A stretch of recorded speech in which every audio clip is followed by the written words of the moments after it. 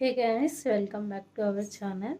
So నేను ఇవాళ వీడియోలో మీకు లోటస్ సీడ్స్తో మనము లోటస్ని ఎలా ట్రీని గ్రో చేసుకోవాలో ఫస్ట్ బేసిక్ని నేను ఇవాళ మీకు వీడియోలో చూపిస్తున్నాను. ఈ షార్ట్లో మీరు కూడా చూసేసి అది ఎలా చేశాను అనేది మీరు కూడా ఫాలో అవ్వండి.